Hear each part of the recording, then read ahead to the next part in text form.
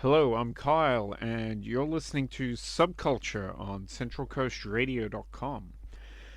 I'd like to just talk a little bit about a comedy show that I saw at this year's Melbourne International Comedy Festival. It's Tony Martin's The Arse Elbow Equation.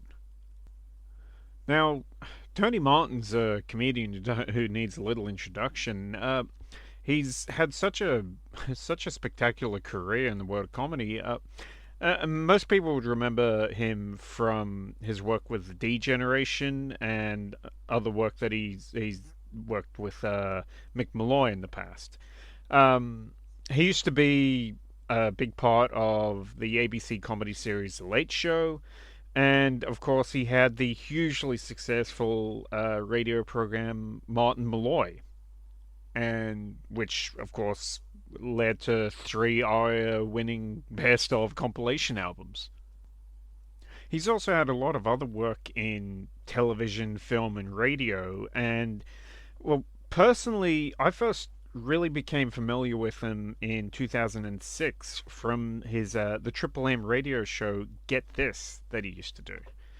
Um, I used to work in a pretty large factory, and I always made an effort to get to a radio whenever, well, whatever the the whatever time slot that the show happened to be on in that month. It changed quite often, despite how popular it was.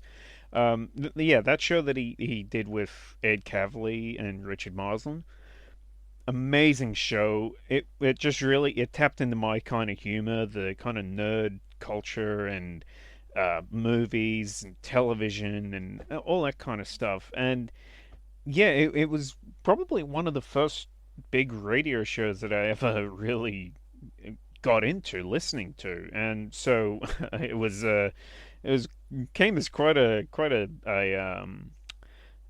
heartache to me when Triple M X'd it. But I mean, there's certain gags from that show that I'm still quoting to this day, like the Rex Hunt's infamous "I'm invincible" confession, and a whole bunch of other things that they used to do on that show over and over again that I really loved. But another thing that of Tony Martin's that I'm quite a fan of was his 2003 comedy movie Bad Eggs. Like I thought that for kind of a mix of comedy and thriller, and for it to be such an Aussie film in flavor, that I don't know, it was so witty, and the comedic timing that was in it, and I don't know, there was just something about that movie that I just loved. It's possibly my favorite Australian comedic film, and definitely one of my favorite Australian films, hands down.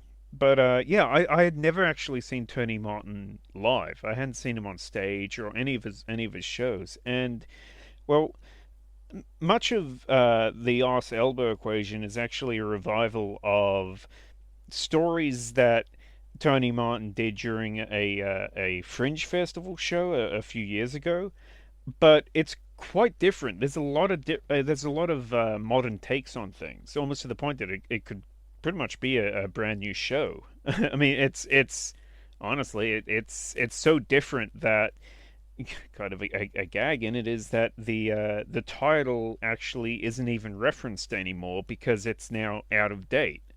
So in some ways, the title actually reflects just how original and how fresh this show is. Um, yeah, it's really funny. Like it a lot of it is reflecting back on Martin's 58 years on Earth and things that he sees now as as an older man. I guess observational humor and storytelling and all that stuff. Like he really is somebody that, I mean, he always was such a great storyteller, and he is somebody who really did start in stand up. So seeing him on stage is I guess really where I guess he feels most comfortable. I mean, I've seen a few stand up comedians, and a lot of the time they trip over themselves. A lot of the time their jokes just don't land. But I don't know, there was something about Tony Martin's show that just pretty much every gag landed. It's honestly, it's one of the best stand up shows I've ever seen. And I don't know, just something that I really appreciate as well, just about Martin's sense of humor in general, is just how quick and on his feet he is. Like during our show, there were a couple of unforeseen events. Somebody at the bar in the back of the basement comedy club broke a glass, or uh, I think the radios were going off. There were the typical Melbourne CBD sirens and that kind of thing going on in the background.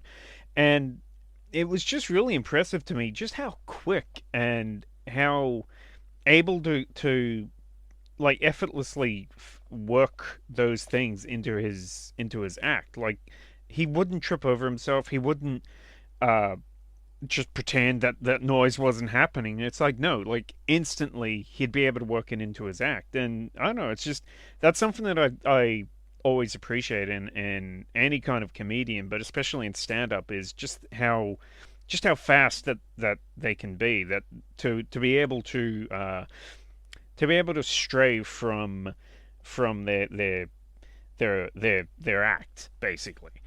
But yeah, it was a really great show, and I mean, unfortunately, it's over now, but it's definitely a show that if he does a revival of it in the future, perhaps next year's comedy festival or even in Fringe Festival, I highly recommend checking it out. It's a great night of comedy.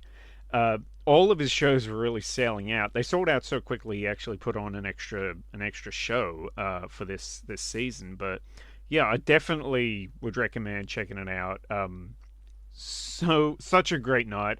It really was one of the best nights of comedy that I've ever had as far as stand up is concerned. So definitely check him out if you're interested in night of stand up comedy. So I'll just leave it with that for now. You're listening to Subculture on CentralCoastRadio.com. We'll be back right after this.